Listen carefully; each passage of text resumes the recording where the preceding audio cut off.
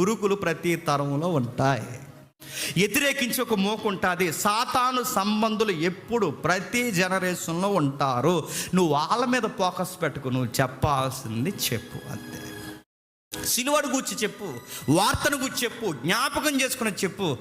నా జీవితంలో అప్పులు పాలైపోయిన ఏమైపోతుంటే అప్పులు గొడవ దేవుడు చూస్తాడు. ముందు ఆయన జ్ఞాపకం చేసుకుని కాస్తో ఎంతో కొంత సువార్త చెప్పు.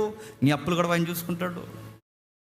నా అనారోగ్య సమస్య, నేను లెగిస్తానో లేగనో, రాత్రే 3 అయిపోయినాయి, ఇప్పుడు 4వ అంటున్నారు. మోషన్స్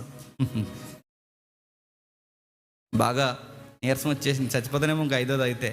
అంత భయపడకు, లెగుస్తావు. ఎలాంటి అనారోగ్యపు రాయి అయినా ఆయన తీసేస్తాడు, గుర్తుపెట్టుకో. ఎలాంటి అప్పుల బాధలైనా లేవనెత్తాడు, గుర్తుపెట్టుకో. ఎలాంటి నిందలైనా పూదండగా మార్చేస్తాడు, గుర్తుపెట్టుకో. నీ జీవితంలో ఎంత చీకు చింతున్న ఒకరోజు నీ ముఖంలో నవ్వులు నింపుతాడు, గుర్తుపెట్టుకో. వెయిట్ చేయి.